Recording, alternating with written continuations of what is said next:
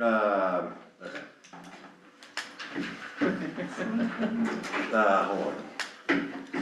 We'll be right back.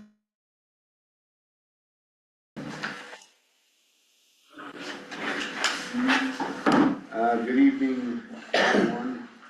I'd like to begin our regular workshop for the town of Lake City. It's November 5th, 2025, about 5:32 p.m. Our first item this evening is to discuss the 2026 budget draft, Parks and Recreation budget. So the printout you have, we're gonna start with where it says Community Facilities Parks at the top. Again, if it's in the 2026 column, if it's red, it's less than what we budgeted this year. If it's green, it's more than we budgeted last year. One thing I need to correct on this is the third line item down, repair and maintenance supplies, it says 2,000. I was talking to the public works guys yesterday. I'm gonna put an extra 1,000 in there to build a new fence there at Memorial Park around the siren. Yes, It looks awful. yes. So that's actually a $3,000 line item. I didn't change it before I did this.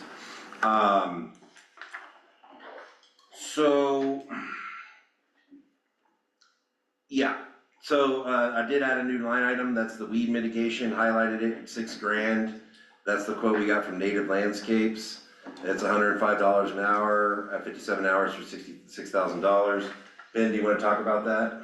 He does Mount Preston Butte, and he said it's between like $5,000 and $7,000. So we might not have as much as they do, but we could. So we just threw a number in there that was in between. So And- that's townwide?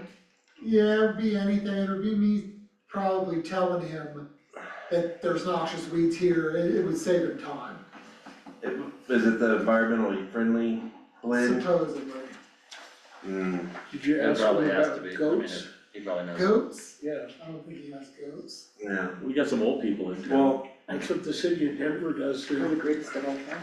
yeah, just we need to make sure he's not using harsh chemicals at Pete's Lake.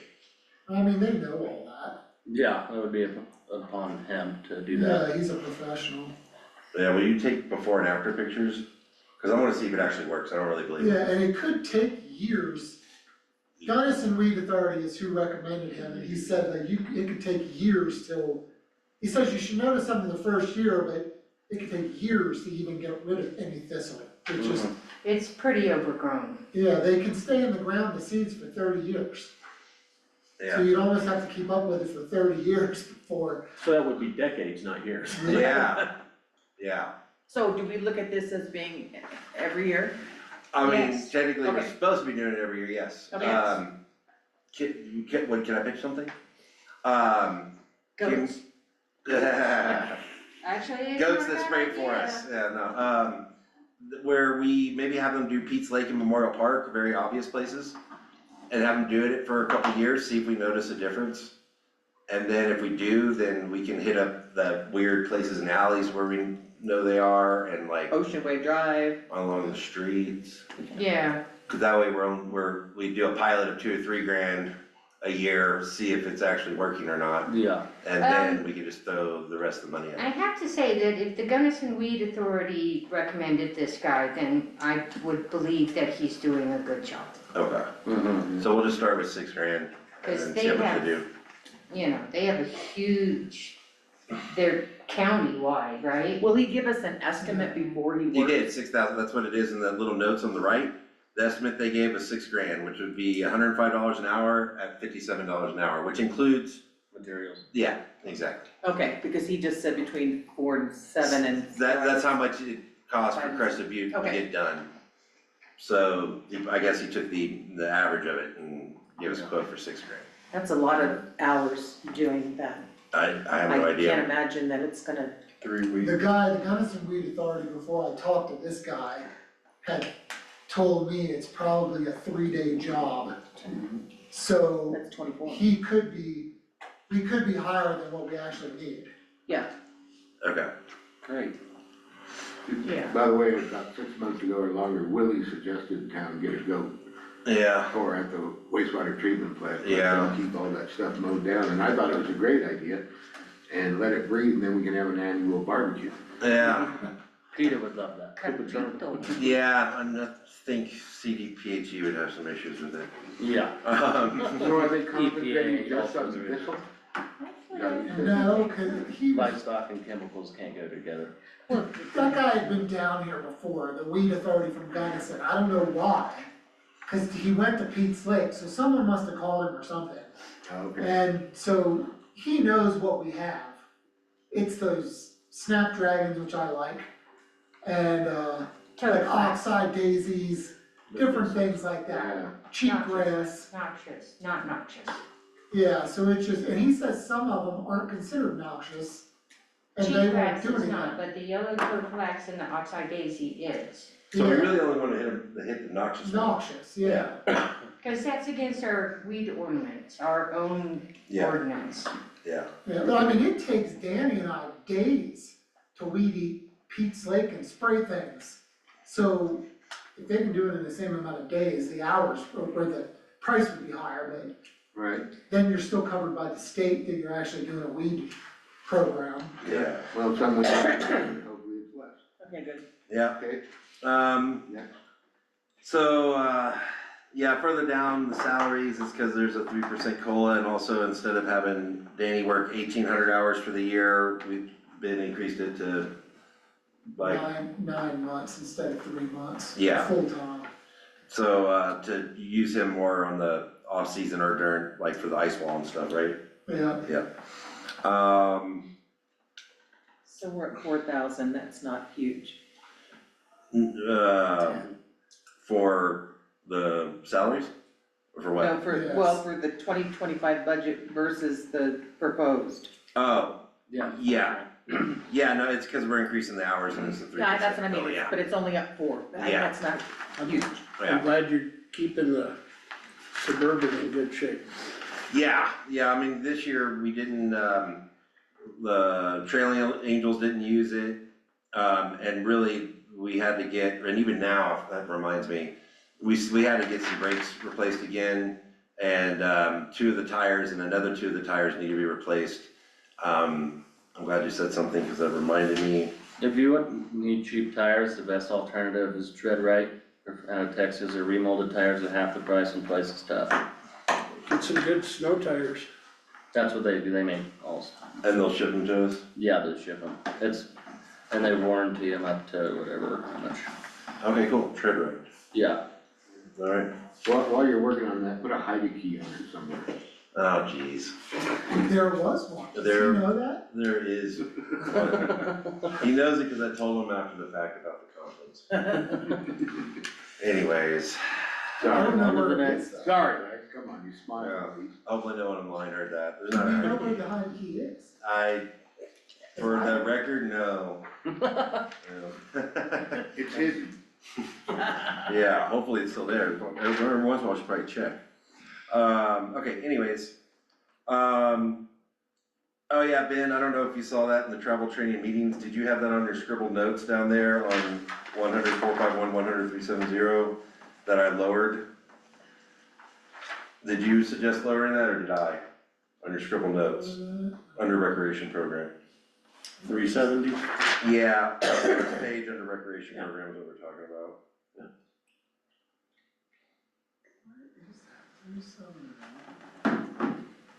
Third line from the bottom. That's in the recreation program, so it might be on a different page, cause I jammed all your stuff into No, two it's right, pages. it's travel, training and We meetings. got a different. No, on this scribble notes thing. Oh, Anyways, when you look it up, answer my question. On the next page, Just so I know that pair though, that's a, it's the retirement. yeah, I know what it is, but it went up. It did, it went from, it went from 14, it went up by like 0.1%, Okay. 0.109%. I think it was 14.81 before. Okay, You had the same, I had 1,100, you had 1,150.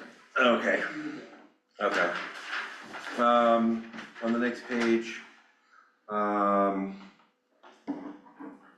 yeah, so there's not a whole lot of differences on here. Yeah, Except for the ice wall program, I mean, even with having, salaries at 6,900, I mean, even this year, I don't know, what do you think we're gonna hit with Christian? You know, not 6,000, No, it So- won't, but it's a guess, cause we're gonna have a mile of line, Mhm. so I have no idea what'll happen. That's a lot of line. Yeah, Henry?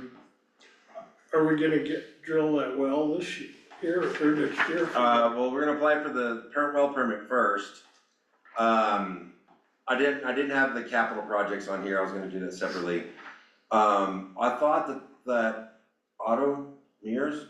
Davy, Yeah, the descendant of Auto Mears. but you'd wanna put the cost of it in here, like $7,000, and then have a donation shown of the 7,000. So it's gonna cost only $7,000 to drill it? Yeah, Well, the well permit itself is like $1,000, because you gotta apply for the augmentation rights. and you gotta Yeah. Pay for the units. And Right, you gotta- okay, so, It's like a 6-month I process. can help with the still haven't got it. augmentation rights. so, Get it through the Lakeside Priestable. alright, so I do need that, I would need to. As far as well drilling goes, it's about $100 a foot. Okay, and we're just, okay, so, that's a lot of feet, but I guess So it's how. 60 to, how many? $100 Billy a said foot. 60 to 80 feet. We hope, What? we hope. they're only saying like 100-foot well. She said you'll hit water at 60. wow, It depends on also, No, Who that's said not that? on that. that's shallow, yeah, Who said that? Yoli, I doubt that. water witch. I mean, Yeah, I'm not a fan of water witching and relying on any of that, but, I believe, water witching's fine, but you can't estimate depth on a well bridge Yeah. at all. yeah, Yeah, okay, well, I'll put $1,000 for the well permit itself, $1,000 for the drilling. But he's gonna perform the drilling? Is Davey gonna perform the drilling? Is he gonna do the drilling? no, No, he's gonna give us the equipment. he's gonna pay for it. Williams, We have to get the permit and then we have to get a estimate from Williams. And Davey said he would pay for it. Okay, it's $10,000. okay, so you're saying he'll reimburse us once we do it? Yes, Okay, well, Or he may if we just get pay. an estimate, first we gotta get the well permit, then we gotta get an estimate from Williams. Then, And then we can talk to Davey, okay, and he'll probably pay part of it up front or whatever, yeah, I think we're gonna have, I wish I brought the rest of the budget, but, like 10 or 15,000 in the ski hill capital projects line item. But, so we can use that money for it. However, I was trying to put a little extra in there for, I was gonna put a little extra in there for possibly a match of some kind for the warming hut. However, the town park playground, there's gonna be a gap, which, I should've just brought the whole budget.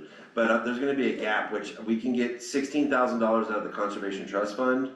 And then I was trying to put it together an additional, like, maybe 34,000 to have a total 50,000 that we could put towards the playground, to try to fill that gap. So that's kind of like a big expense for the general fund and specifically, for Parks and Rec, if we're gonna have to put up 50 grand to make that playground happen. So, there's gonna be kind of a trade-off there with how much money we're gonna be able to spend on the ski hill. So I'll do a minimum, is it okay with you guys if I do a minimum of $1,000 for the ski hill well permit and $1,000 for the drilling for Williams? We could apply to the Gunnison Basin Roundtable, maybe for the well permit. Okay. Okay, They get $273,000 every year to drill wells or to, for projects. Various for projects. people. okay, so just ask a grant for them for We could ask them, the well? Huh, okay, because it would have water snow that would melt later in the year and. Right, Like a snowbank. And Yeah. Upper Gunnison might help us too. yeah, no, I was planning on hitting them up for water conservation money for the possible water metering system. Cause I feel like that's right in their, wheelhouse of what they wanna do. The So, roundtable might be a possibility for that too. okay, alright, well, I'm gonna at least do a couple grand for the ski hill for sure, which I think Yeah. we already have in, Yeah. in the capital savings. And then I put $1,000 for the donations for Davey giving us a donation. Okay, Now, you said just 1,000 for the drilling? No. that sounds It's incredibly 10. cheap. I just looked at the closest well next to the ski hill, the well depth is 528 feet. Okay, Which one was that at O'Neill's? And, that's this one, right, who owns it? Or did it Is just, it that little, I don't think O'Neill's. vacation rental? Silver Point, Yeah, but no one has water down on the right side, they don't, on that side, they do. And the next one that's next to that's $52,800 for the drilling. there. Yeah, you need 10,000 for 100 feet. Well, I say budget for the, Well, it's $100, yeah. you get that in place, and then, Well, I told Ethan to talk to, Williams, cause they have, Well, the idea was to get Roots here. the well permit first before we spent more time and energy on it. well, And then, at the very least, if it takes 6 months to even get the well permit, then we can start planning and preparing to drill it the next year. cause originally, when we first looked into this, Rick Williams was gonna do the work for half price for this, for us, cause, you know, 20 years ago? I thought Davey was gonna actually pay for the drilling too. well, he said he would pay for drilling the well. Okay, so for now, let's just budget for Let's the just- well yes. permit, get the well permit in place, okay, and then get a quote, which is a guesstimate, because even well drillers can't tell you where you're gonna hit water. right. I know Williams- of wells that went 400 feet and never hit anything, so. 1,000, yeah. Well, Yeah, there's an makes sense. underground Right. stream right there by where we're, But then we'll do what Henry said, get a Yes. quote, and then talk with Dave, yeah, so. So be it. Okay. That's All right. enough for tonight. yeah, yes, it is, Williams has roots in Lake City. Okay, yes. His grandpa was born here. okay, that's a You have plan, to resell it. that's Okay, more than I understood before, okay, and then, yeah, I mean, the ice wall, we're kinda guesstimating on the electricity. We're definitely gonna be doing a lot of, marketing and a push for the donations to try to make up. You know, we brought in $27,000 this year so far in donations. And, we really want it to be self-sufficient off of donations or off the money we make off the festival. So, that's kind of our new funding goal, is gonna be 40 grand. And undoubtedly, we won't spend as much as we think we will, but yeah, it's gonna be the first year us operating with all the expansions. well, I suggest we use that school of thought on everything. The ice wall pays for itself, the ski hill pays for itself, Yeah. as much as possible. Will this be the biggest ice wall in North America? Ben, your We're man? already number 2. So, I don't know, we'd have to measure. We'll have to run everything that we did this year and see how much ice we have compared to Uray. But it's close. It's gonna be almost a mile long. Yeah, and it's higher, Yeah, so I mean, better ice. yeah, I think we could claim it if we're taking both the height and the length of it, you know? And so, square footage wise, yes. And there's a Awesome. lot of like terrain that juts out and, Mm-hmm. yeah, you got all those different measurements, so Well, if it is, we'll get a sign that says the biggest. almost, biggest, or so. What about that'll be the one advertising? thing Lake City has the biggest. What We're about always the advertising? Advertising for the ice wall? Yeah, So Kate is no longer gonna do it for us. The advertising, marketing websites we have, Christina's getting, access to them. She has done, she has a master's in project management, and, She has done marketing campaigns and stuff like that through social media before. Who does? Christina, our town clerk. Oh, So she's gonna take over the marketing for the ice wall and the ski hill. And that's a different part of the budget, but we got $2,500 for the ads and things. And then there was also another $1,500 we had for paying, Kate. So now we can use that money also for advertising if we need to. So yeah, we're gonna try to do advertise it sooner than we did last year. We're getting our ducks in a row with our ice friends, which is, Kate for now, and Christy and Christina and I and Ben. Where we've already got the sponsor deck, we're gonna try to hit up more, big names to try to, we're also creating a little snippet marketing, like a 5-second marketing, video of drone footage of the ice wall, so that we can use that to market it and try to pitch it to people. This is a good question. So Uray, festival next year, which how many people did they have over a 3-day period? Thousands. Yeah, it's thousands of people that go through there, but they also have all these, they have all the sponsors and they have all the vendors, and, you know, it's actually a pretty big event. We're thinking that we should send someone to be there for a couple days and hand out flyers and shamelessly promote our own wall. And sell some t-shirts and stuff, and just really get our name out there by being at that festival. I personally think it's gonna run quite a bit on its own, because word of mouth is out there. I think I told you I had to call Bass Pro Shops about something totally different, Yeah, and I told him about some Lake City, and he goes, oh, you guys with the killer ice wall? So they're in Denver talking about it. yeah, And the other thing was, at that award ceremony last year or the year before, there was 2 guys from the Uray Ice Park Board of Directors, yeah, and they came over and said, watch out, this could get way big.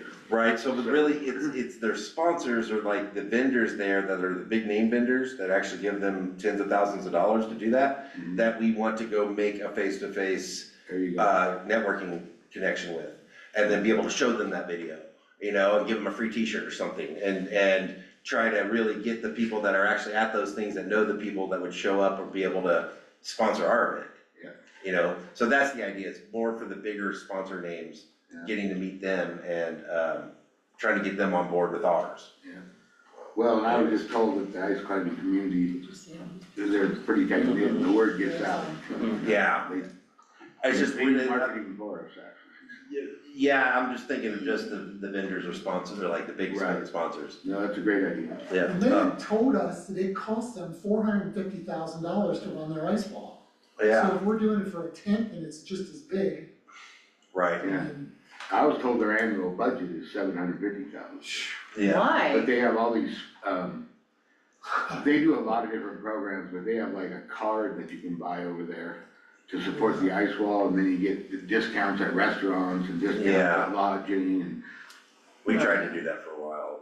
no, that people just wouldn't participate. Well, we don't have any restaurants. I know. Yeah. Yeah, There's a big build it, they will difference. come. yeah, and so, yeah, and then also we're gonna get a new lawnmower for Parks and Rec, that $3,500 is gonna be in the Parks and Rec capital budget, which is not on here, but that's something we're gonna end up doing. Also the pickleball court, so I got a copy of Pagosa Springs' new pickleball courts, like their plan, and for their 4 courts they built, it was $330,000. So Chrissy's actually reaching out to the same people that designed that for Pagosa Springs, and we're gonna get an estimate on 2 courts and see what that would cost where would that be? in Memorial Park. Where at? Where there's. Back of Memorial, like Where all the. this side of the stuff is volleyball. going in. Where the clamshell's supposed to The 9, square 9 or whatever that is, and the Yeah, bocce ball. go. this way from it. Bracket. Yeah, Sorry. but so we're trying to move forward with that, but we need a construction estimate and all that to try to continue to go for grant funding. The warming hut, you know, yeah. Anyways, I don't think that's gonna get funded or built, or try to go after funding next year, but the funding sources are drying up, there is no more federal money.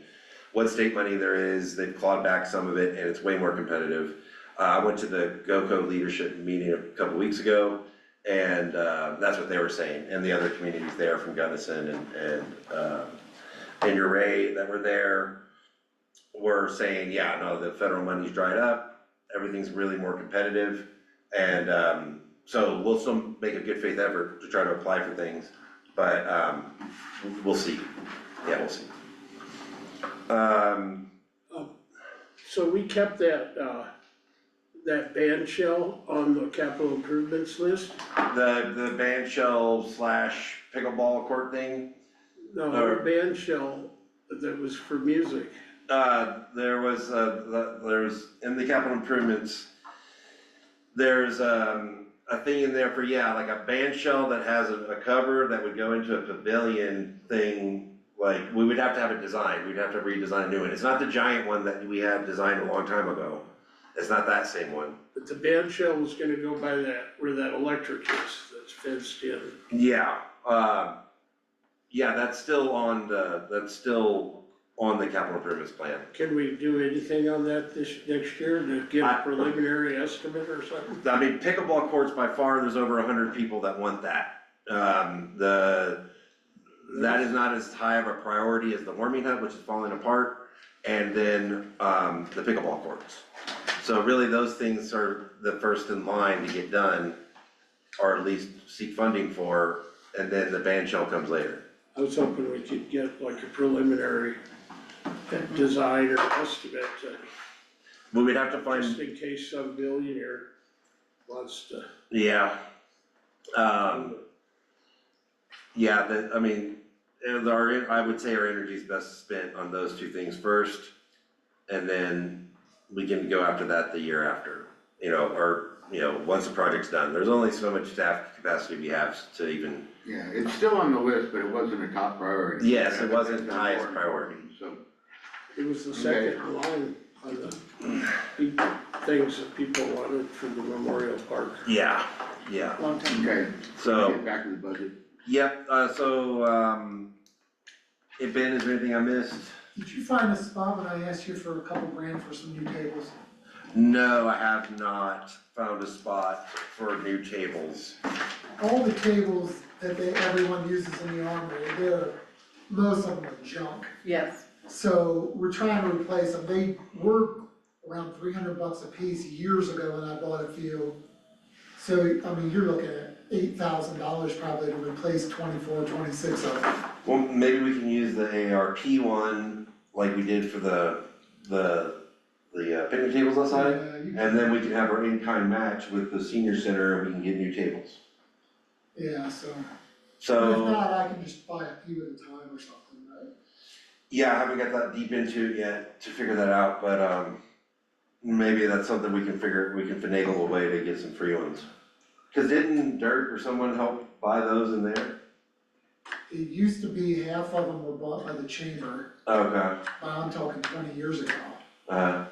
And then, we bought the last maybe 6 of them. So the whole time I've been here, in 20 years, we probably had replaced 6 tables. okay. well, maybe we need to reach out to the chamber. Now, they're- I mean, they use them a lot. Now, we rent them too, so, now we don't rent them to them, Right, but yeah, it'd be nice if somebody would help us buy them. Yeah, I think we'll do some homework on trying to find people to help us buy them or getting grant money to do it maybe. And if necessary, we'll save up some money to buy them the year after. I mean, these are still standing up, so. Is that a plan?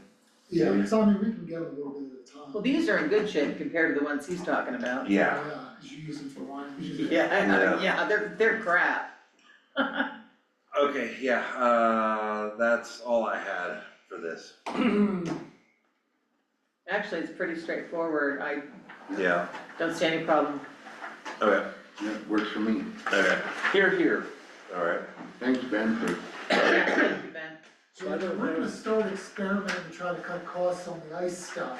Yeah. Because the bathrooms, we might not have to put as many bathrooms out in the, like, say, December and March. To cut back on all that cleaning and things there, and then we might play around with the electricity and figure out a temperature that the pipes don't freeze, that we can turn heat tape off. Cause we think the heat tape, we just figured out, it was like 4,500 watts or something. Some crazy number Pickup. that it's using on every pump line, so 6 different lines per day, so we might be able to like turn heat tape on and off. We don't know yet, we don't wanna cause us more problems than what we save, so. Yeah. We'll see what happens. You don't Yeah. wanna freeze that stuff. No, it's a nightmare. Yeah, okay. Yes. Okay, Let's move, yeah. that wraps that up.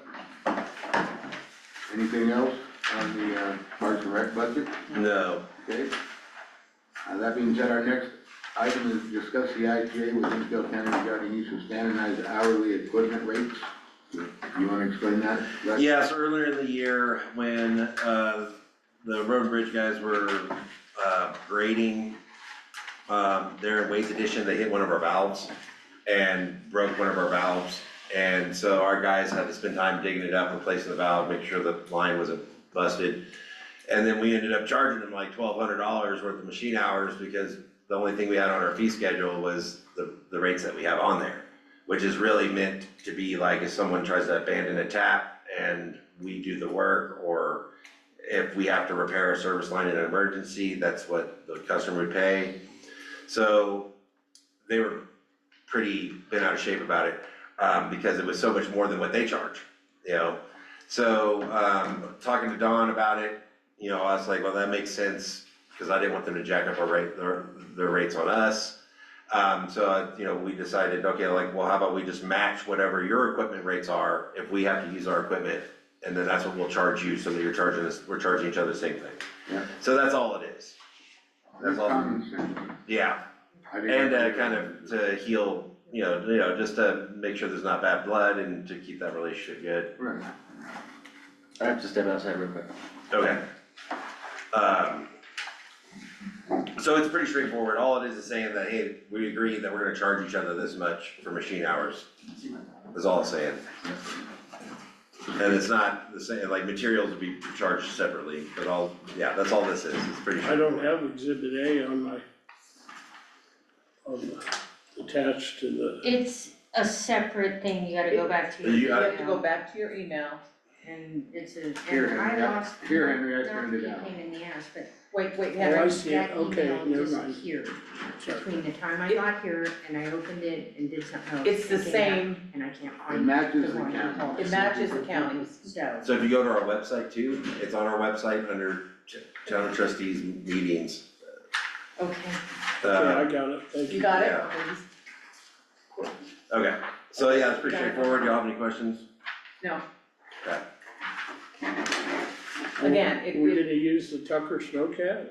No, I have no idea.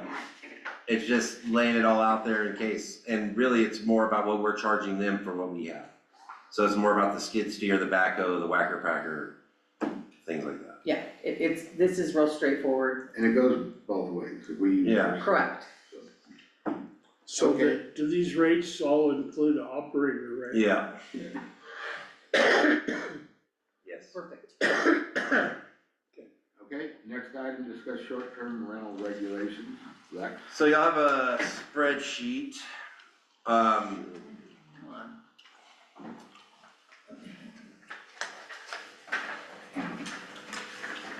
that I believe it says, I was kinda confused by this. well, so I asked the assessor to give me updated data on the number of single-family units that are in the residential zones and the non-residential zones. These numbers do not include any kind of commercial lodging business, like Alpine Village, or G&M Cabins, or Davis Elkhorn. They do not, They do not, so these totals do not include the commercial lodging businesses. which is moot, cause is what it is. Yes, I mean, it should be, like, there's probably about, I don't know, 15 to 17 of them that are like cabin complexes that are on, like, they're advertising as short-term rentals, but they are actually a commercial lodging business. But in terms of just keeping in mind, like, those short-term rentals are not included in these numbers. You know, like, there's other lodging that's not included in this. But as far as, the numbers that we have permitted, currently to date, we have 37 currently permitted, short-term rentals and the residential zones, which represents about 13% of the total single-family, units that are in the residential zones. In the non-residential zones, we have about 26 of them, which represents 20% of the single-family homes in the non-residential zones. So if we were to cap it where it's at, which was something that was suggested, then that's what we'd be capping that at. We'd be lowering the cap in residential zones from 15% to 13%, and we would be establishing a cap, because right now there's no cap in the non-residential zones. And that cap would be 20% of the total. Okay, And I would, on the non-residential, I don't know that I even do a percent, I think I would just not grant any new applications. So as one's dropped off, that's fine. Yeah, but we would have to give some justification or calculation for why we're not allowing any more. Not in the non-residential, Right. like the tourist district. Right. Why, Non-residential, yeah, why, what is your Tourist reasoning? district, Let her. Sorry. because, so, like the apartments now that are being used as, That's a limited multifamily. okay, so that is considered residential. It is, it should, I mean, that's the difference between a lodging use by right would be if you're a commercial lodging business. If you're a motel, hotel, if you're G&M cabins, if you're the RV resort. Right, And they pay commercial taxes because they are a commercial lodging business, right? So they are operating as a commercial lodging business. So for me, that is what the use by right is. The use by right is if you are operating as a commercial lodging business, correct. you know? So that would be the difference between what's a use by right and what's not, is really what are you classified as, what So property. apartments would not be a use by right. No, and that's something else I wanted to talk about, just independent, is that I wanted to see what we wanted to cap them at, one. Two, if we wanted to move forward on developing language for an ordinance that would ban them from being used in any kind of multi-unit complex, like an apartment complex. Yes, And then those that are currently operating one, they would be able to continue to operate that way until they didn't renew or got revoked for some kind of violation. or it got sold. Or got sold, correct? Okay. Correct. But that would That also- not, I'm Okay, sorry, but that would not be the non-residential. Like a private house. I get it. That's in the tourist. never mind. Yeah. Okay, great. Yeah, I was, No, that's good. I was just confused for a moment, but, Yeah, so, No, that's what I. I'm in favor of the 20% then, leave it the way it is. Yeah. Yeah, and then we ban them from any kind of multi-unit apartment complex or anything like that. yeah, That's the And one. then also so an example of so Ben's Lodges, right, which I only discovered this yesterday, that, he's a lodge, but he's not considered by the assessor a commercial lodging business. So technically that's not the use by right that I would think it is, because it's really not that, because he would be that with the tax assessor. So us limiting the ones that we could issue would be places, like the single family homes that are not operating as commercial lodging businesses. And I would also argue that the reason that G&M Cabins and Alpine Village and Davis Elkhorn we did not require them to even go through the application process is because they're operating as a commercial lodging business, which is a use by right. But operating a single family home that is not a commercial lodging business, but they're just operating as a short-term rental, I would say that we require them to get a permit, because it's not the same, that's. But it Different would realms. still, for a single family residence, still be a use by right in the non-residential zones. That's what my argument is that the commercial lodging businesses are used by right. So because this would be a conditional use, just like it would be in a residential zone. So they need a conditional permit instead of, Right, that's what my argument would be. okay, I have lots of thoughts. Isn't it, in the tourist zoning, isn't it a use by right? It's a use by right. Yeah. I would say it's a use by right if they're operating as a commercial lodging business. Because they're paying commercial property taxes. They're paying higher rates for everything. Correct, Yeah, water and sewer and everything else. yes. Yeah, I'm not sure that I see the ordinance that way, but I would have to go back and read it specifically with that in mind, yeah. so. Well, Lex and I had a little talk about this, and there's some gray areas in there because of the way Lots of gray areas everywhere. our town is, set up. But I'm in agreement with, when they're a commercial enterprise paying commercial taxes and commercial rates on their water and everything else, I have no they argument have every with right that, in the world. but What we're I, looking at is like the single-family homes that are sitting in a commercial district, right, but they're paying residential rates for their water and sewer and And property the taxes. ordinance does not Right. differentiate between that, it well, we says might use have by to look at right. that. We might, Yeah, If it gets changed, it gets changed, but until then, it's a use by right, period. It doesn't say if you're a commercial property, it says if you're in this commercial zone. That, so you that, think it that would would take be my it would be take. taking a change of the language in the zoning? And or I we would think so. we would continue to alter the definition of lodging. I think that they would, I think people would fight exactly what you're saying, because I think that's. Right, the way it reads. How it reads is the way it would pan out, and yeah, cause the way that we were able to get the tent camping thing going is that we defined lodging to include temporary lodging like tent camping. So Yeah. if we define lodging also to include, well, because it's even the RV parks that are commercial lodging business, I mean, I don't know what their property tax classification is. Commercial. But, yeah, and so that tent camping is allowed in those specific zones. But yeah, anyways, maybe it could happen through a definition change. Dan, do you wanna chime into any of this? Oh, is he here? Yes. Poor Henry has been so patient. Yeah, Well- let's hear from Trustee Woods first. If that's okay. Oh, So I'm in favor of ratcheting it down some in the residential districts.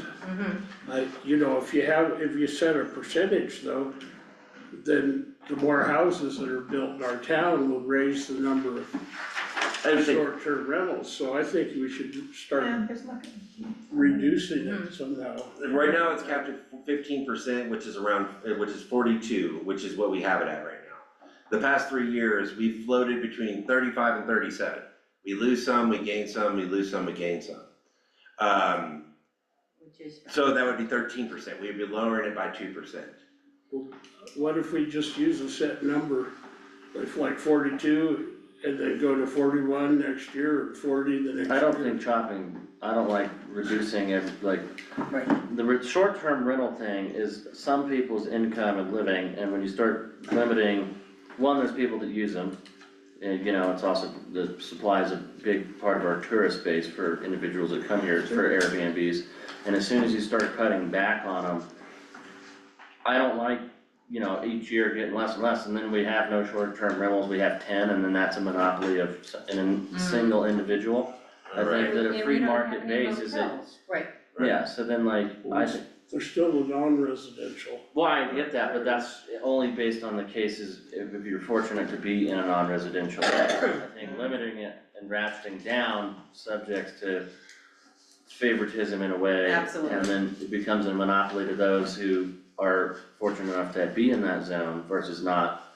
And then going backwards is almost literally taking people, like if you have 40 permits, somebody either, sells a house and it doesn't transfer over in the sale of a house, which I think that's a little bit of an overreach to say that because you sell your house, somebody buys an Airbnb to make it an Airbnb, now that person can't be an Airbnb, that's like not a free market.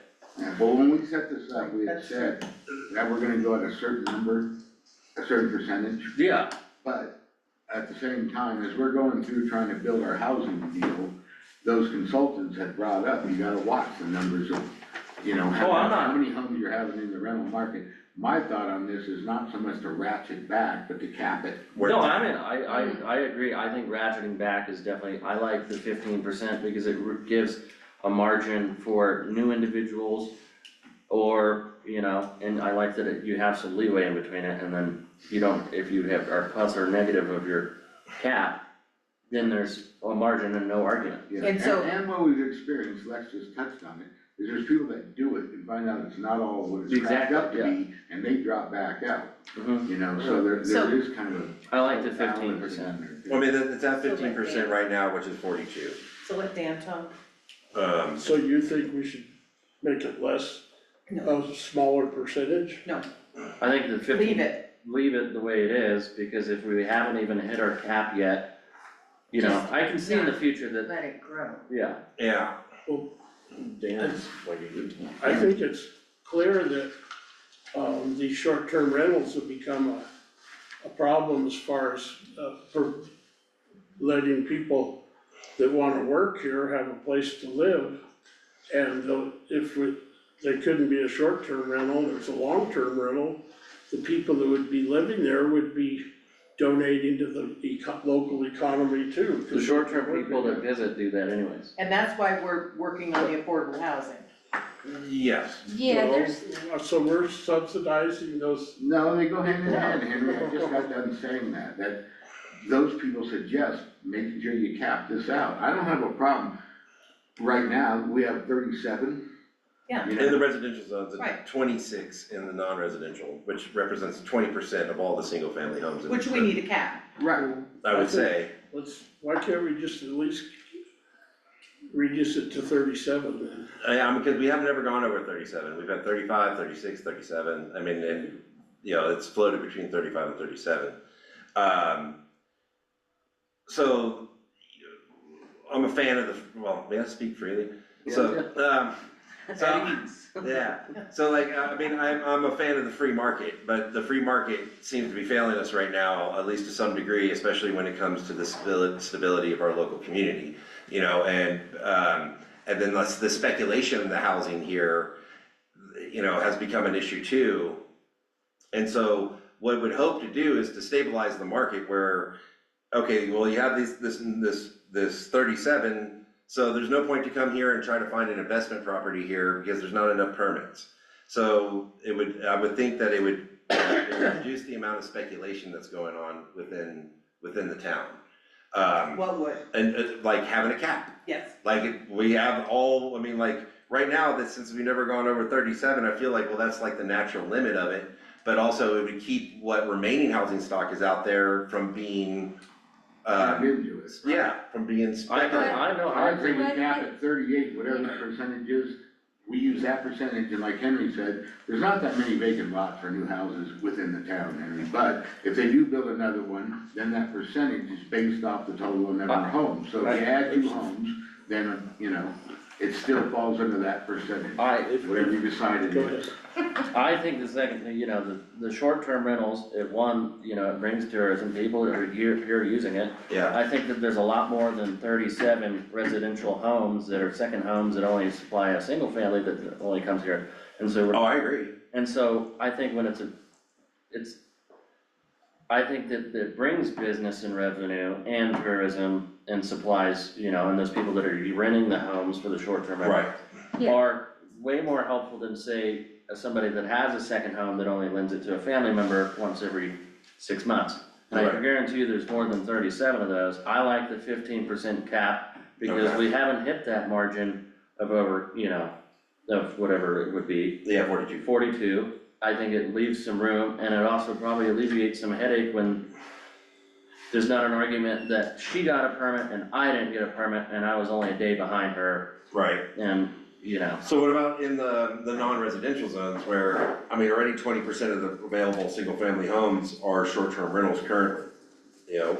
Because really, with all the other lodging businesses, there's more like 80 to 90 short-term rentals in town that are outside of this. So I don't know how many a community can need. I could actually dig in to see what their occupancy rates are, but anyways, They're pretty Hang on. high. I'd like to go back and hear what Dan had to say. Yeah. oh, about regulating it, yeah.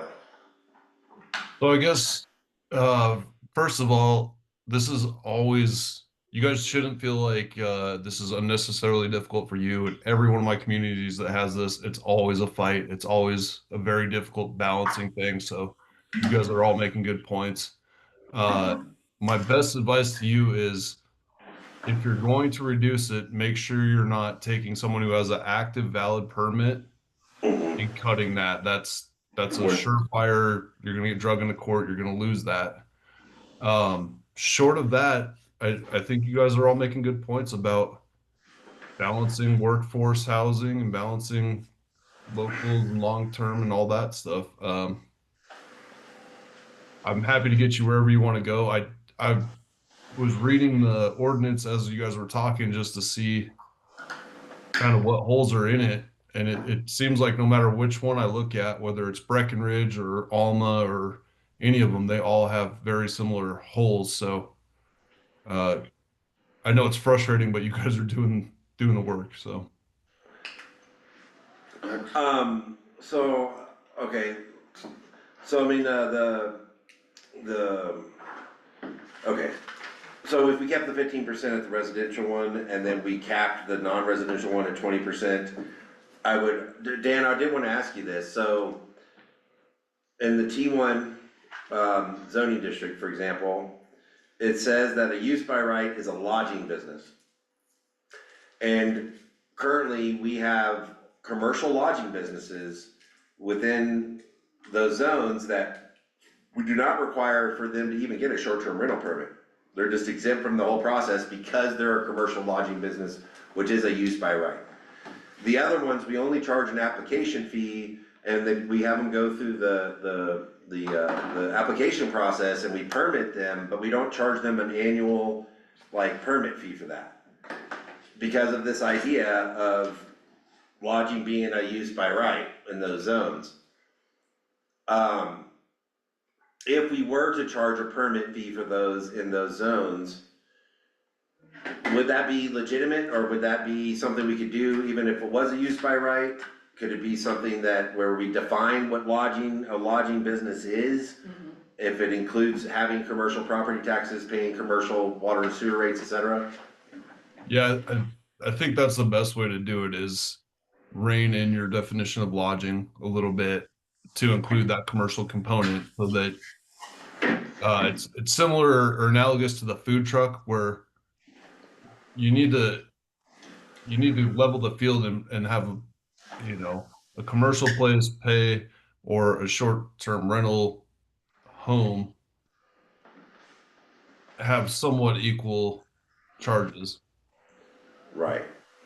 So yeah, so I mean, that's my argument. I just think that there should be some kind of permit fee, there should be some kind of cap for non-residential zones.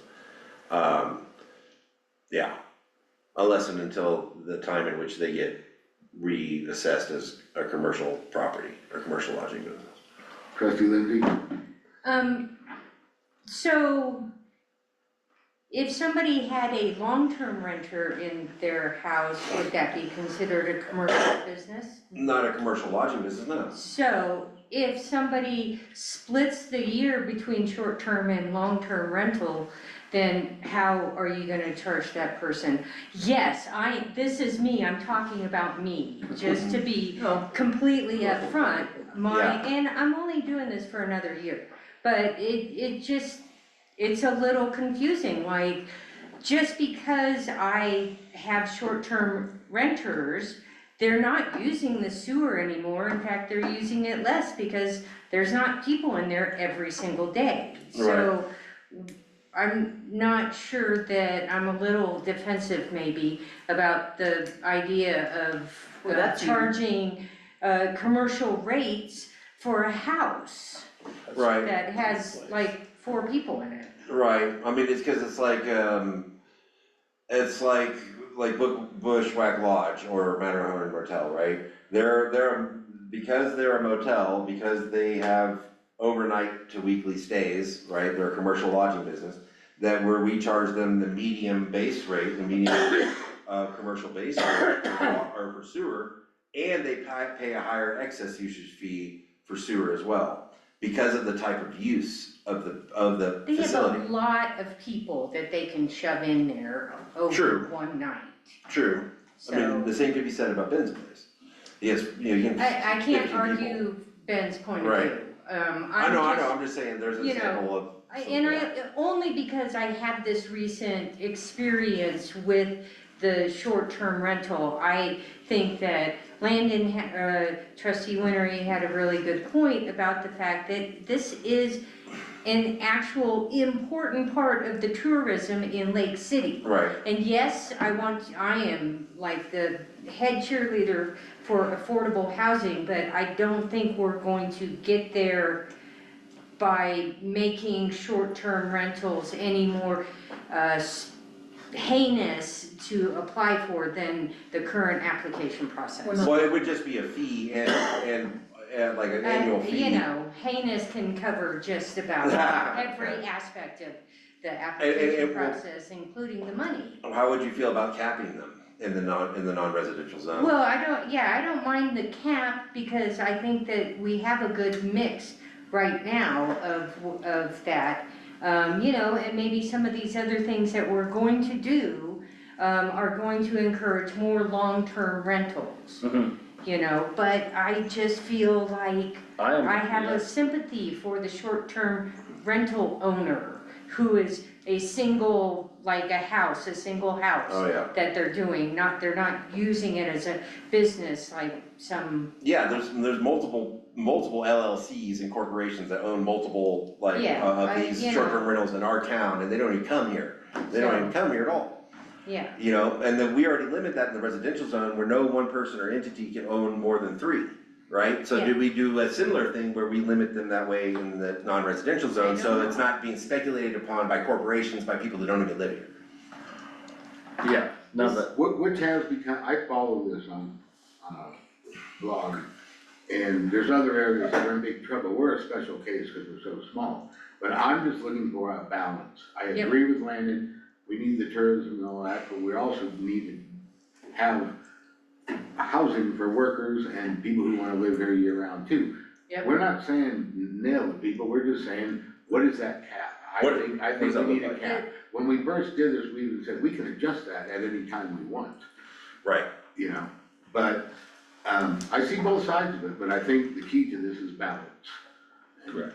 Henry, trustee A Lewis? couple things, and then I'll shut up about it, but 14% is 38 rentals. And I wanna remind you guys that when we had that talk from our housing consultants, that they said the most cost-effective way to provide housing for workers was through legislation, which one of the things they mentioned was to cap the short-term rentals. Right. And that's why we're discussing And so it. I think we should do something, ratchet it down a little bit, or, you know, at least to 14%. And that was one of the things they suggested and they mentioned, and, Yeah. that doesn't cost us anything. No, I think we've had a lively discussion. It's all gonna be in this housing strategy plan they give us, Right. where all these recommendations are gonna be made. Yeah. But I did wanna at least give you this data, show you what it looked like. And then we can continue this conversation maybe after we get the strategy plan, and then we can start acting on some of those Thank policies. you. And I Yes. appreciate that, cause these are numbers people can understand. Yeah. We're not making decisions tonight, it's not an Yeah. action Yeah, item or just a anything workshop. by far. It's something that we need to discuss, and I Yeah. think people have made great valid points. Yeah. Trustee Winter? no, I was just gonna say my point, I love the, long-term rental, I like the idea of a cap, I don't like ratcheting it down. Yeah. That's it, Yeah, Yeah, yes. like below what it is especially, right? definitely not. Okay, Yeah, cause that creates kind of a gladiator situation. Yeah, Right. that's what I'm afraid of. I don't wanna get yelled at either, so.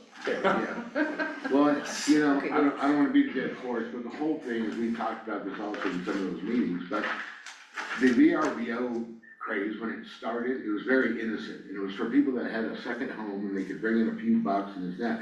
Corporate America has jumped on it. There are entire neighborhoods Yeah. that got bought up Yeah, by corporations. Yeah, And they never even see them. It's Yeah. just a pure moneymaker. To me, that's a commercial enterprise. Oh, I Yeah. get that, yeah. Yeah. I agree with that. Yeah, You Black know, Rock. I was just very selfishly looking at it from my own point of view, which is I happen to have a house that I Right. don't wanna sit empty for 2 years while I'm doing something else, Yeah, so, and, Well, there's a number of people like that. yeah, exactly, that was it. I just wanna finish one thought I didn't finish earlier. I'm all about the free market, but housing has been turned into a commodity, Yes. and so that's the problem. Yeah. Yeah, anyways, I'm done, I'm off my, Okay, good Thank discussion, you. good discussion, and I appreciate everybody's input on that.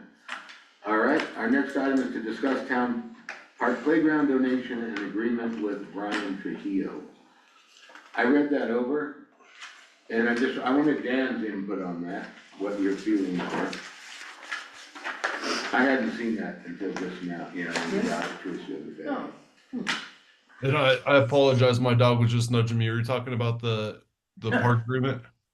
Yes, Yeah, I did review that. It's been about a week since I've seen it. I don't have a whole lot of heartburn about it. There is a provision in there that says to the extent that we get in a position that we need to, that we breach the contract or the other party breaches the contract, that the town pays for the arbitration. Usually I would strike that. I talked to Lex and I think that the likelihood of that becoming a reality is very, very low. Yeah. So I don't really have any big heartburn about this agreement. okay, I was just a little taken back, and I don't know, maybe this is standard, but 25 years. they wanted to ensure that the money they're putting into the park and the park that they're funding, and it's gonna be called Kimmy's Place, that they would pay for continued like maintenance and upkeep, I read all that. but that we would keep it like that for at least 25 years, which is pretty much the end of the useful life of the playground equipment anyway. Yeah, that's Right. standard. So we're gonna have to replace it eventually, so. Okay, I don't have a problem with it, as long as Dan's fine with it, 25 years, that won't be my problem. Yes, exactly. Gee, thanks. I think this is a wonderful Yeah, gesture on their part. I hope that plastic stuff will last 25 years. yeah, Last forever. yeah. Plastic. So, okay, Did everybody get a chance to read that again? Yes. That is an action item. Very great. okay. Okay. That seems like a no-brainer. Okay, any other thoughts or comments on that?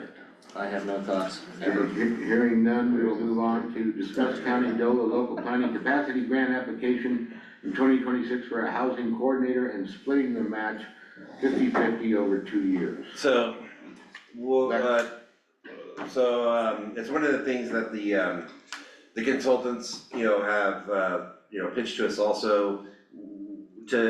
Once we have the housing strategy plan, we're gonna need someone to implement those policies, to manage the projects, to even go after some of the funding and coordinate things. So with the local planning capacity grant, since we currently have one, we really thought on November 7th, there was gonna be a round opened up and the county was gonna try to apply, but that doesn't actually happen in February, so we're kind of jumping the gun on this.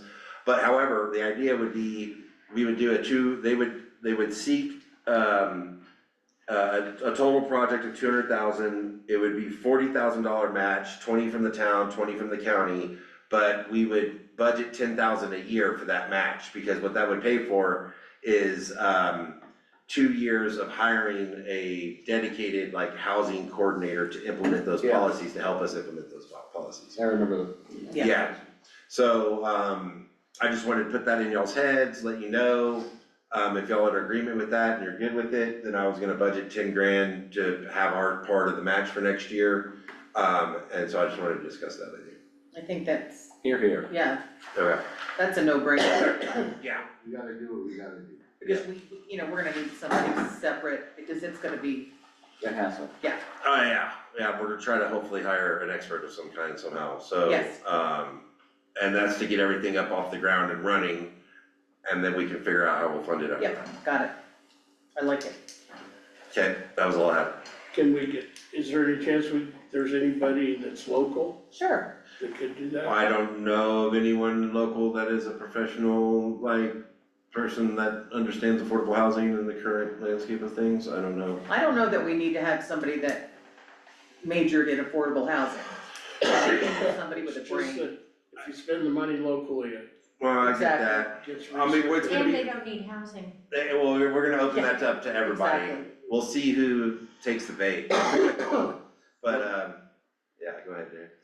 I was just gonna say, since trustee Lindsay brought this up, but from a personal point of view, I want that plan to include some senior housing, because by the time this is built, I'm gonna need, Wow, I need it, I'm about to need it now. well, okay, sorry, just trying to keep it in mind. Okay, that's Okay. good. all right, cheers. Okay, Yay. yeah, it's amazing to me, the process anymore. I know. Everything. Okay, next item, discuss December 5th, 2025 open house. So, December 5th is when the bank and the library were gonna have their open house. I was gonna see what y'all's thoughts about having an open house, if y'all are gonna be available that day, do y'all wanna do it, et cetera. I did it Is last that year. a Thursday or? It's a Friday. Friday. No, I think it'd be great with our new town staff and everything, you guys put on a great show, Okay, and I think it's important that I community think you should can visit. try to get somebody to cater it or something, buy some food instead of, loading up our staff with having to provide stuff. oh, Ben enjoys grilling.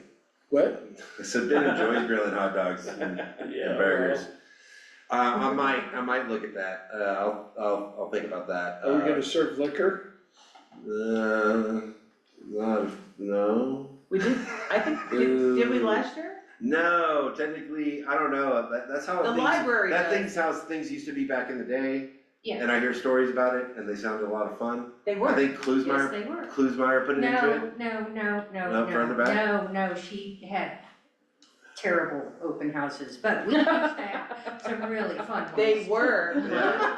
So, 'cause You're right, Jody. yeah, so technically this. She kind of ratcheted, she was the one that was like, no alcohol, Yeah. so, Oh my which you can God. tell Nobody how I ever feel got about it. arrested. That's right. Yeah.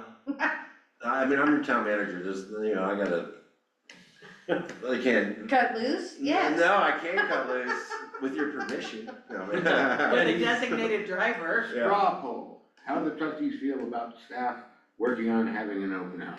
There. So let them work on it. Yay, Okay, cheers. yay, right, And- yay, I'll look into the alcohol question more deeply. yes. Please. Yeah, it's just a special use permit. We're the ones that control the permits, Yeah, licenses. Yeah. Alright. You look Nobody wants to go to skeptical. a sober open house. Yeah, just have- we're gonna strike this from the record and talk about And it. not, you know, we'll just buy a set amount and when it's gone, it's gone. Yeah, we'll dive into that in a little bit. Okay, good. Okay, Yes. so I just wanna talk For about it. this evening, do we wanna have one or not? It sounds like Yes. we Yes. wanna have Yes, Yes. okay, Thank you. thank you. I like the And our part. final item this evening is discuss joint housing workshop on November 19th, 2025 at 1 PM in the county meeting room. That's so hard for some people. I know, Land it, 1 PM. the last two have been here, we haven't done one at the county. The consultants also had preferred to do it during the day, because they're actually gonna be coming and talking to you guys also in our own workshop later that evening. I'll make it happen. And so, I just wanted to talk about it, let y'all know, cause we need to do the joint one, and then the consultants are gonna come to our workshop and talk about some things there. What do you think, Henry? Can you do that, 1 PM? I think so. On November 19th? Nathan? Cause you work. I'll give it my best. On my calendar to be there. Okay, cool. Rock on. Well, that makes me happy. Yeah, I'm cool. I wanna be there for And that. that's, we have a meeting that night as well. Yeah. Yes, Okay. and the BOCC has a meeting that morning. Yeah, It's well. gonna be Oh, a good. very long day. Oh, I good. hope we can come up with some more meetings. yeah, Well, maybe we can get fed that night, maybe. or, Or not. Yeah, or not, no, yeah. or maybe we can get fed that afternoon. Yeah, we're probably gonna have to start at 5 to cram some stuff in for the end of the year. I'll cook Okay, it everybody. sounds to me like we're in, Here. we're in agreement to have that on the 19th. Yes. at Yes, 1 okay. o'clock. Cool. Okay, thank you. That being said, that wraps up our agenda for the workshop. It is 6:41. If everybody wants to take a break, we can have our regular meeting start at 7 PM sharp. Okay. Here. Now we're. Good evening, everyone. It is 7:00 PM on November 5th, 2025, and I would like to call to order our regular meeting of the Lake City Town Council. Let's begin with the Pledge of Allegiance. Joanne, would you lead us? I pledge allegiance to the flag of the United States of America and to the republic for which it stands, one nation, under God, indivisible, with liberty and justice for all. Thank you. Roll call, please. Bruce, Here. Kendall, Lindsay, Here. Winery, A key. Woods, Here. Least, Roberts. Yo. Okay. That's- Approval of the agenda for the regular meeting. I do move to approve the agenda, but not for October 1st, as it states in the agenda, I second. but for November 5th. Okay, Thank you. I Yeah, noticed second. that too, I was gonna. my bad. Alright, there goes Lexus Christmas. Roll call vote, I seconded. I know, roll call vote. Oh, that's Dave. I know. Are there any additions or revisions? Hearing none. Roll call vote for the approval, please. Bruce, that was painful. Yes. Kendall, Yes. Lindsay, Yes. Winery, C. Woods, Yes. Least, Yes. Roberts. Yo. Stick with it. Minutes from the October 15th meeting. I did correct the date on that in the last minute. That was good. Good job. Any questions or comments on the Was I there, minutes Devin? from? That wasn't the special budget meeting? You were there. That's just a workshop, so there's no minutes for it. Sure. I make a motion to approve the minutes of 10:15:25. Second? Motion and a second. We've already had a comment period. Roll call vote, please. Bruce, Yes. Kendall, Yes. Lindsay, Yes. Winery, Yes. Woods, Yes. Least, Yes. Roberts. Yo. Bills payable for this evening.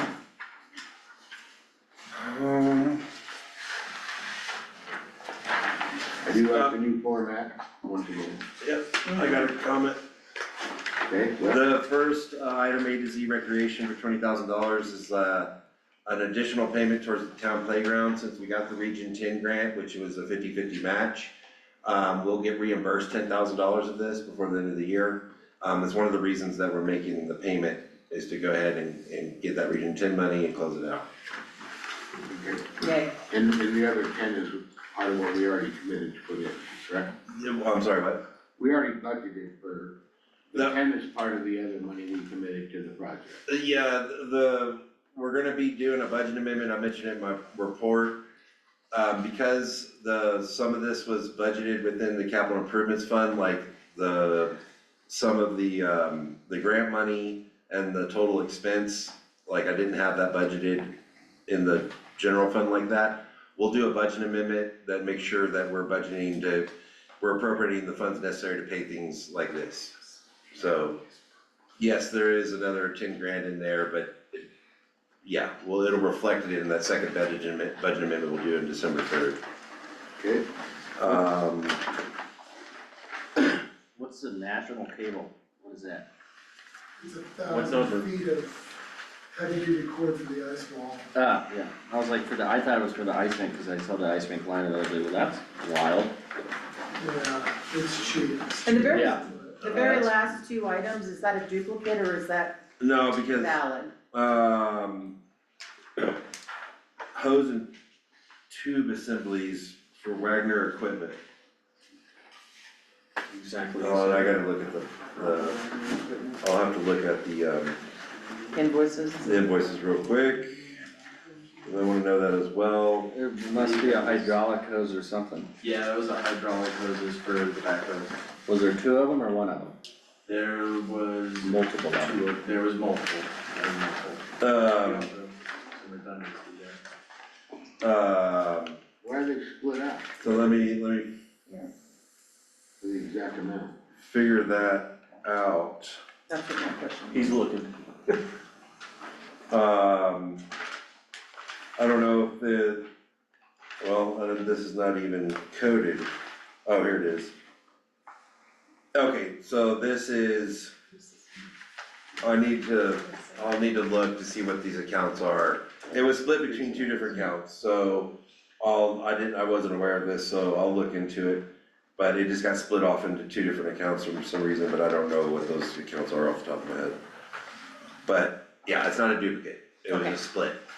Split from the accounts. Yes, and I'll look that up. So, two things on here, on that last page, item number 80, we have the grant writing contract with Dirt where she's billing us the 12 grand. Also, oh yeah, I need to remind her about that too. That was an annual. Yeah, yeah, that's just like the contract we agreed to. We brought in way over 12 grand in grants. Where else? And then also next year, while I'm talking about it, in January or February, Christy's gonna do a grant training class just for town staff, where Christina, Tina will be in there, and myself, yeah, and Danny also. Danny's gonna be in that too, to get some grant training down, so that we'll start kind of doing more of it ourselves. Good. Cause we're actually in that kind of shape now. If you would like to sit in it, yeah, sure, no problem. Yeah, no problem. There was one other item I wanted to mention. You're getting pretty good at grants too. I am getting good at grants, but For streets and alleys, where do we, never mind. Community materials, I was like, I don't know if it said it, I was like, where are we buying it from? So the Yeah. ice maker got fixed? the what? Ice maker's working? No, we tried to do the warranty on it, they said they wouldn't replace the whole machine, that they have to go through with some local, and we're too far away for them to send a repairman. And so we're using Jasper, and Jasper's gonna just have them, okay, well then order all the replacement parts, and I'll start replacing them one by one, you know? And yeah, so it's a pain in the ass, forgive me, everyone. And then, but Christina noticed something, we're gonna check on how the line is connected and make sure that it just got installed properly too. But, so that's where we're at, is that they wouldn't replace the whole thing without going through replacing a bunch of stuff with some local repair guy. So, it only works for a little bit and then turns itself off. And it's given us a few different error Does codes. it have a water filter in it? Undoubtedly, I'm sure it does. I just know of another one where we had a problem, it was just Should do away with the ice maker. That would upset the senior citizens very much so. That's why I Those asked. things cause more problems. Yeah. Yeah, I like the I just idea. have half a dozen of them come in every day they're here and I've say, probably ice machine's done not working. $200,000 in repairs from people's houses from the ice makers. Okay, any other questions on Bill's travel? No, there was something else I was gonna point out, so on line item, 67 Decker Technologies, that's the new, short-term rental software. The last people were using were jacking it up to 7,900, they were jacking it up 10%, I took exception to that. Found someone else that was cheaper, more or less does the same thing. I thought was canceling the other one in time, thinking it was 30 days, but digging into the terms and agreements, it's 60 days.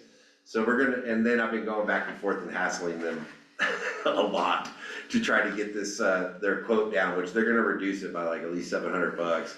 But, we're gonna end up having to pay for that, I messed up.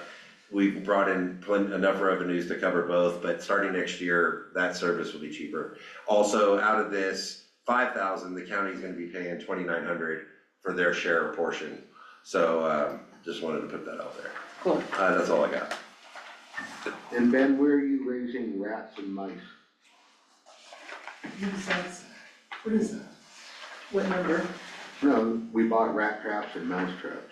That is for the water wells and wastewater treatment plant. That's Public Works, I'm sorry. There My is bad. a banner year on mice and rats. Yeah. And then also on here, the Home Depot Credit Services is stuff to redo the bathroom at the house. The one that has the wood paneling that's rotting. And I got a quote from Ron Herring and then from Silver Services from Nathan. Ron was gonna order the parts, we were gonna get charged taxes and other stuff. But we were able to order from Home Depot, it's tax-free because we have the pro account, it got cheaper and we're paying it early, so it got even cheaper.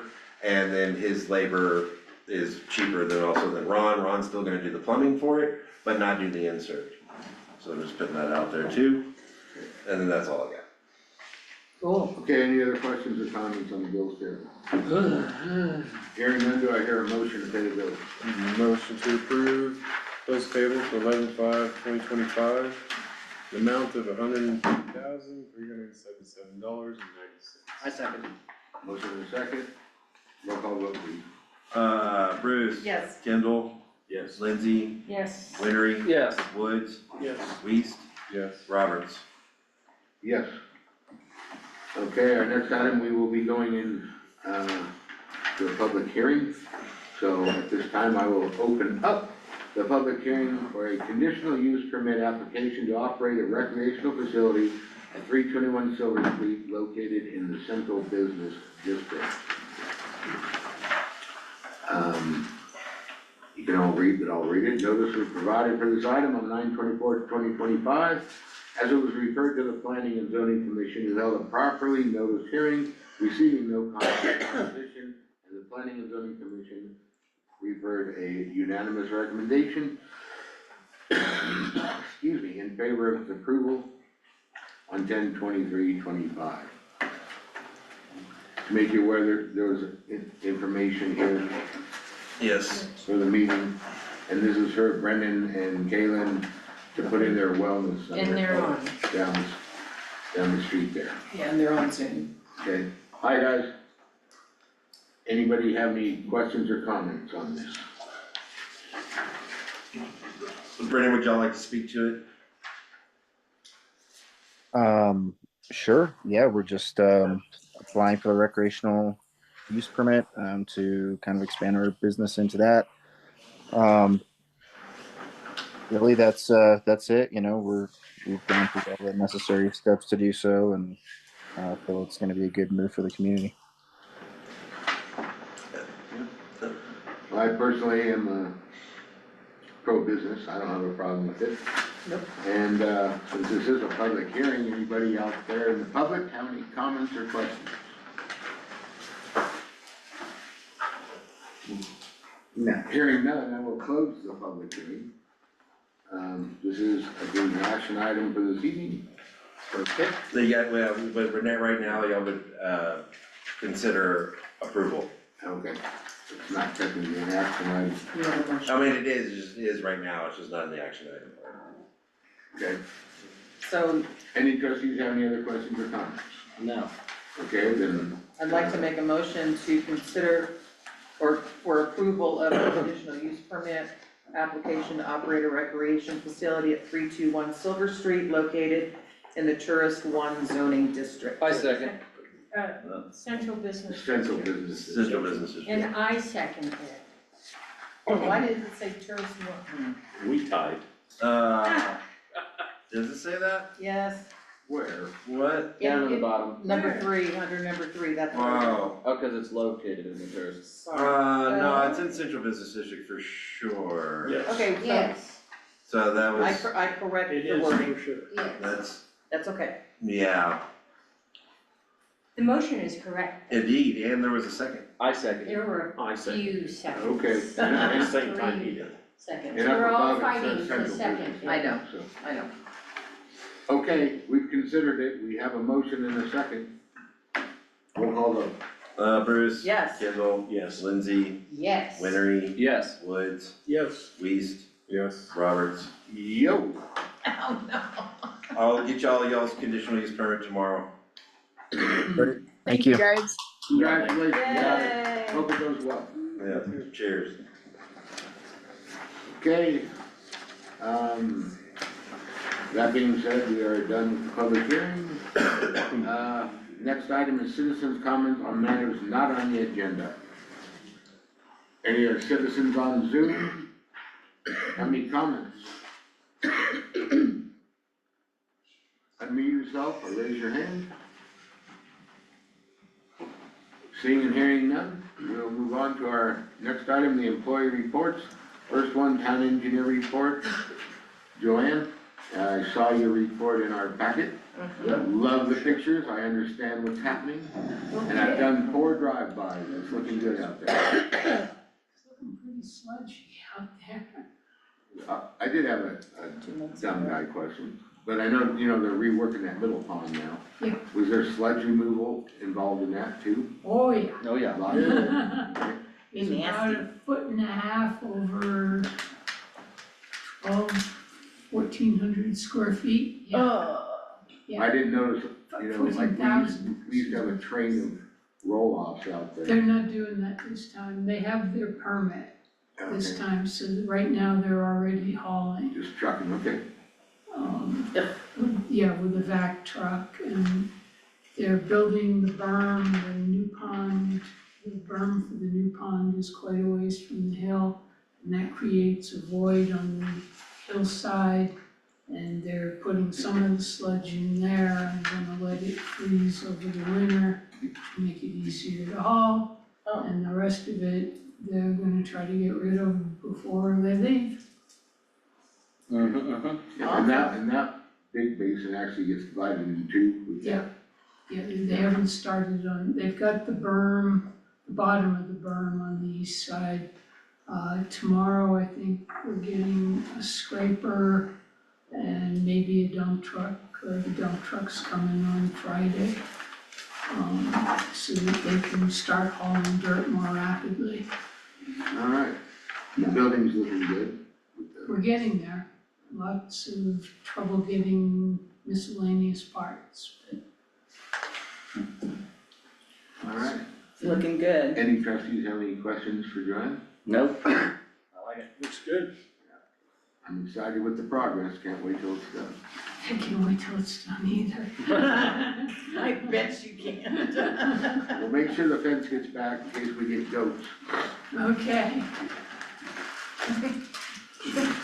Hey, trick or treat, you have to say Get trick or some treat. No, I'm kidding. Okay, well, thank you, Joanne, we Thanks. appreciate it, and, let's move along. Next item, sheriff's report, I didn't see one in my packet. No, we did not receive one. Can I Okay, say something? trustee Bruce? FYI, for the second month in a row, the sheriff is not fulfilling the requirement under section 1 subsection G of our current IGA, just so you know. Okay, next item, building official report, it's in your packet. Things are still moving, I was amazed. 100 permits a year is 100 nice. permits Wow. this year. The building inspector came to my project in his Halloween costume, What was it? A blind referee. blind referee. Nice. It was Oh hilarious. my goodness. I enjoyed it. Okay, any questions or comments on the, building official report? Nope, that's good. Okay, next, Parks and Rec, report, Mr. Hake. Okay, Christie got us a Solstice grant for a ice wall pump for $2,500. And then another one, I think it was around 4,000 for 6 benches from Memorial Park, and I think they just shipped those the other day. And they're for the, Where's that? just seniors walking down there. What? They'll be spotted around the park just for a place to really rest. See her. And then you can sit in it too, if you want. You can sit in them too. Thanks. Yeah. And then we tested 1,200 feet of the new ice walls yesterday, had 2 leaks, we fixed those today. So I'll try to test it again before we run it, it's still too warm during the day to Yeah. make ice, It's all right. I think that's it.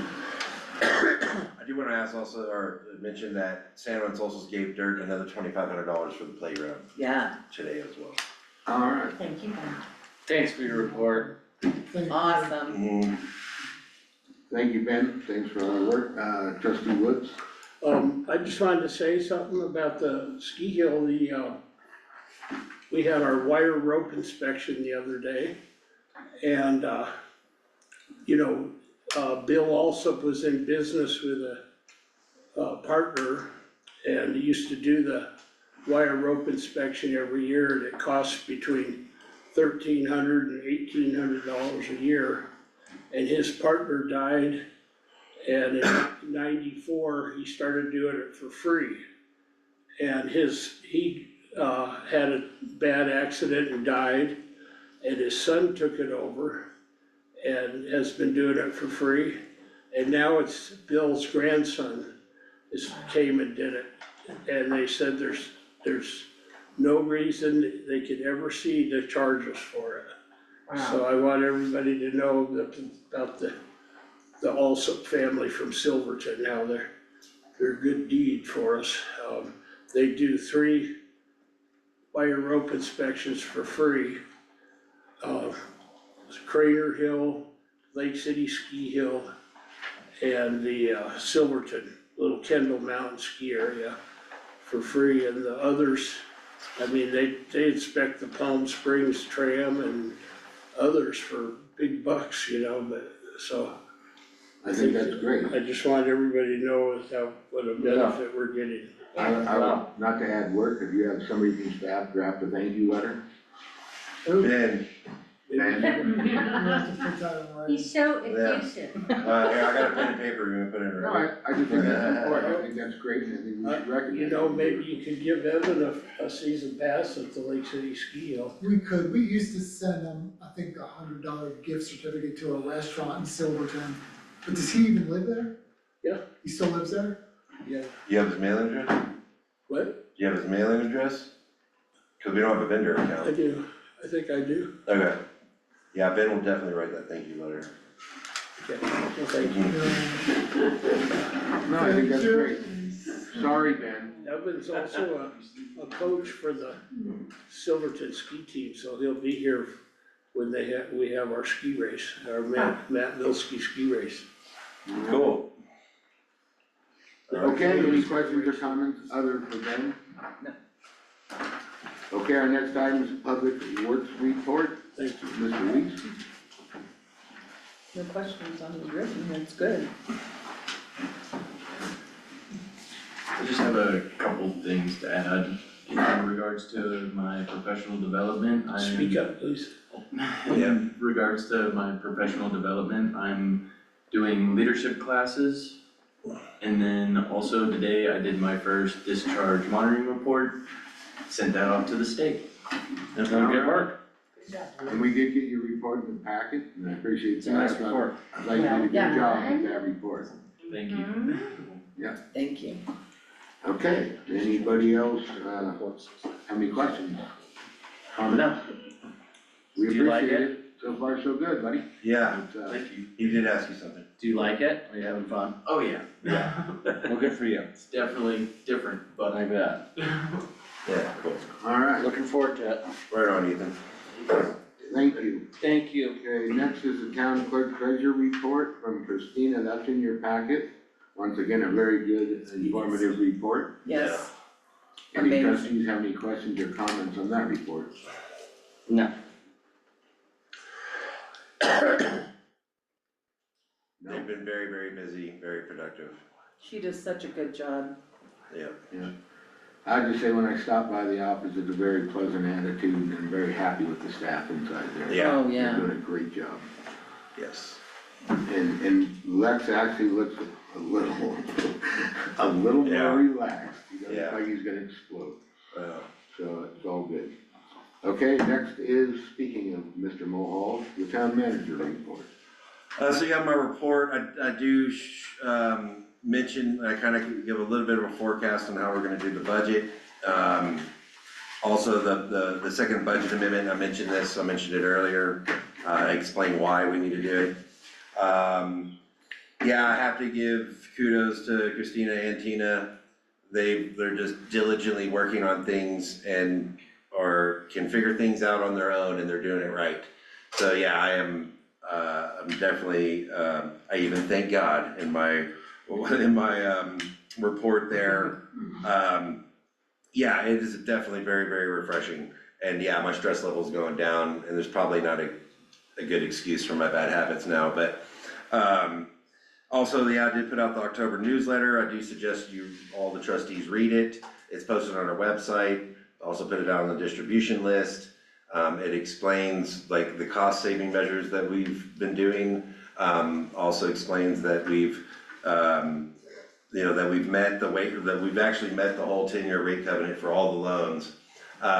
Which I wanna ask the auditor and review the contract just to make sure, like, do we really, because technically it's less revenue by like $21,000 something that we have to come up with every year. So, but, I mean, as far as I'm concerned, we've come up with the money. So it puts less pressure on us to have to generate more revenue. Please read it because if you get questions, it'll help you answer those questions. And yeah, that is pretty much everything that I have. Well, I just wanna say, I think you do a great job with those newsletters, and I think they're vitally important, cause information is the key, and you do a great job, and getting the information out to the public saves a lot of headaches. And you put, you put something on Facebook, the water and sewer rates, No, and I'm really chagrined at the people that make negative comments on there that have never come into the office, never asked you to look at anything, never read anything substantive that supports what we're doing. yeah, So I just wanna, I hope you don't read the comments. oh no, I stopped doing that a long time ago. Because Nobody reads comments. because they're some of them are rude and it just floors me, and I'm so tempted to say something, but I'm like, nah, I No, can't. no, I mean, my attitude is I kinda pity them that they have to scream into the void of social media and not be a part of the solution or even figure out really what the problem is, Correct, so. or even have any knowledge about what they're talking about. Mhm. I mean, they act like we just did this for fun or, to make money. Yeah, Yep, once again, that's the purpose of the newsletter. yes, And it's available on the website, and So anyway, whenever you read it. I understand what you're saying. Okay, any other questions or comments for Lex? Hearing none, our next item is legal update. Dan, do you have anything for us? I don't have anything for you tonight, Mayor. Happy to answer any questions that might be there. Okay, nope, not right now. I'll be in touch. Anybody else, any trustees have any questions for Dan? Nope. Okay, hearing none. Maybe trustee reports. I will respond back to you. I promised at the last meeting to contact REA. I was getting ready to call Mr. McBride, and, luckily I live in a small town. I ran into Tom Carl at the post office. And I asked him the best way to talk to Mr. McBride, and Tom is on the board at REA, and I explained to him my question on the fact that we have to run our blowers and with their peak hour rates and all that. And I learned more about REA than I ever intended to learn, but it's very interesting. But them being a co-op, they actually buy electricity, and they're just, they charge us, they can't make a profit. And what they do is, above and beyond what they're being charged, is a service they provide to us. And one of the interesting things was, he said on those blowers, anything like that, because they're running constantly, it does not affect the bill during those peak hours. And what he did tell me is that what will get you guys is like our well pumps, because they kick on and off at different times. And I didn't know if this is a possibility to look at it. I know there's freezing issues and things in the winter, I'm not positive about that. But because we use those, to my knowledge, to fill the water tanks, if there was a way to time that, it would help us on our electrical bill. We went through all of that over the weekend. yeah, Well, I just promised the board I would ask, and I'm sharing back that Yeah. information. The other thing is, I found this very interesting, is he was telling me that typically one of their least, usage months is typically October. And so they get a better deal because they're at a lower usage rate. And he said, until they kick on the snowmaking equipment in Crested Butte. And that bangs so much energy that kicks up everyone else's bill. Which I found very interesting. And then it made me nervous about our discussions about making snow, on our ski hill, because I didn't realize how much energy they use. Our operation will be very small. Well, it's something to keep in mind. Yeah. I just wanted to pass that on. Yeah, so I did, last week, or maybe Monday or Friday, I sent an email to Mike McBride telling him about our concerns about the rates. He was on his way out of town, but he did say that, well, you know, most likely we've already been paying the peak demand, and that, it would actually, yes, our rates are gonna go up, but it may be beneficial for us to be on the peak demand, and that the things that ran all the time, we wouldn't really see it, and that instead of being on like an alternate flat rate, which may even cost us more. I mean, that's a rough summary of what he said, but he's gonna get a hold of someone to come and, like, talk to me about it also. Yeah. And then I think we need to look into not running the wells from 5 to 9. Yes, and then, and I was thinking that, you know, the ball field well, I mean, we really needed to keep up with demand in the summer, but maybe in the winter, we could just decommission it and then fire it back up in the spring? Is that possible? I guess we were doing that for a while when it wasn't approved for use, we were only running it for irrigation. I don't know if Greg kicked it on once a month to make sure it was still happy. Okay, so we would still need to kick it on in the winter, just to run it? Check it. Is there any kind of like, cons to not running it, and it like, I don't know, if rust builds up or anything, if you decommission it for the winter, I feel like. I don't think so. I mean, I think that for 3 or 4 years, we weren't able to use that water. Yeah. And I don't think it did any harm. Like I said, I don't know if somebody just kicked it on and wasted the water when we didn't use it. So in theory, if you turn it off, it would actually increase the longevity of the pump possibly? Yep, And we wouldn't be charged the extra electricity for it. Running that second one all year costs us now closer to like 15 grand to Kinda run like a if they give year. us streetlights and flash them for half the price. Yeah, Well, I'm glad to hear you guys are discussing it and working on it, and I appreciate yeah, it. no, it's really interesting. Lex and I had the same conversation you had with with Mike, who you talked to at Yeah. the post Yeah. office. So funny. yeah, It's good that it was the same and it wasn't contradictory. yeah, that's good Well, confirmation. Tom Carl was our REA rep in town here for Yeah. 30 years or something like that, and he's on their board of directors, so. Okay. But I just appreciate everybody being mindful of it, you know, we save the town money and that helps with our budget and everything else, so. Yeah, we're doing our due diligence for sure. Okay, well, that's what I had to share, other than my prediction, I think it's gonna be a big snowfall winter, and I hope I'm right. Any trustees have any report? Anything they'd like to share? No.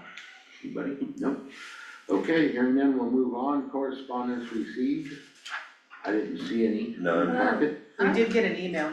Yeah, we got some email, what was that? It was Sorry, from, I can't, it was from, oh, Allison. Allison That was it, about the deposit for the yeah. utilities. I wasn't made aware of it, or I didn't receive it directly. Oh, it was in Was it just- my I think she work sent it email. to each. Did they just send it to all the trustees? Yes. Oh, okay, well, I didn't know that, she didn't send it to me to put it on. Oh, I didn't I even see don't that know you that weren't on there, I sorry. didn't see it either. Yeah, so in January. Well, I was asked Would you about that, forward and I that to Lex? I said, come to a meeting or send an email to Lex and he will distribute it. Yeah, I never saw that email. Yeah, sorry, I just So, assumed that it I yeah, did too. passed on. I did too. so with that, we've already been brainstorming on this since earlier in the year. Like having a deposit that's not refundable until they close it is to ensure that those final bills are paid, also in case they have a tenant who doesn't pay the bill. And we don't collect personally identifying information. We don't collect driver's license numbers, we don't collect social security numbers, or even birthdays, you know? So all that is what we would use to collect, put it into collections. So we can, what we're gonna propose in January, after we get done with all this other stuff, is that we do an ordinance amendment that says that we keep that deposit for up to 6 months. And then at that point, you can choose to give us your personally identifying information, so that if you do have a delinquent account, or for whatever reason it doesn't get paid, then we can put that into collections, or we can keep your $500 until you close your account. So we'll give people a choice. You can have your money back, but we want your social security number, driver's license number, like all other utilities, you know? So that's our solution to it, our proposed solution. That sounds fair. Does that sound fair? I mean, she put forth a couple really good points in the email. Well, send it to me and I'll read it. I'm all Yeah, I'm I all can't ears. maneuver in Okay, this someone send it to me, 'cause I didn't get it. I'll send it. Yeah. Well, in the future, we should make it clear, I thought I did. I said, send it to Lex and we'll get that to you. Yeah, I'm sure you did.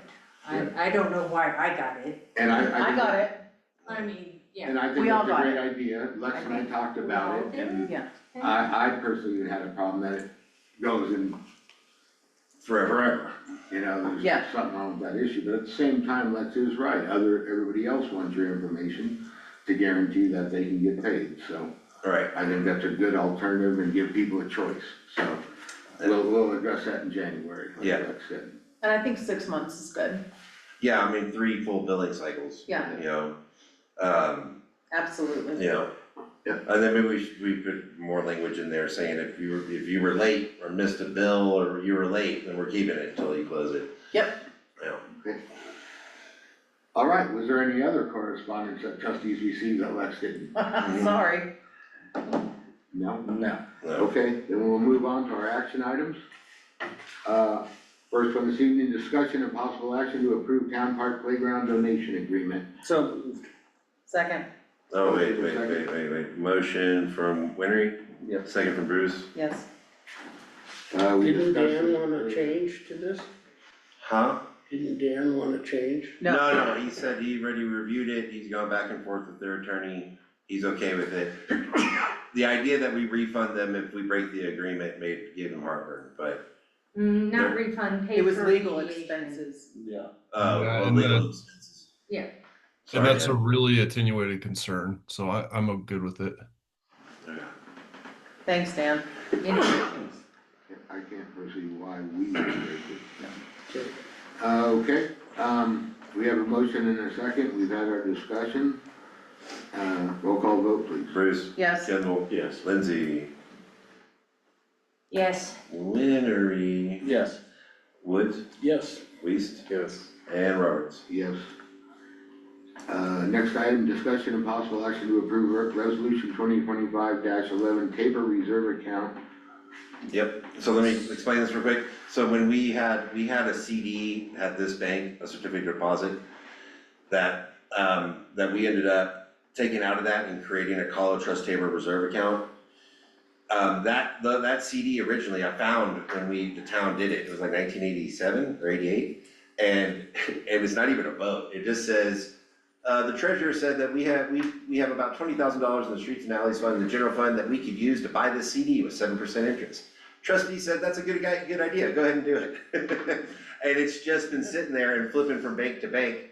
But now now it wasn't 7%, it was like 0.05% or something. Yeah. And so this is just documenting the fact that there was a motion, that we closed that out, we created this account, and that's the amount that we moved on that day. So it's just a paper trail explaining what we did and why.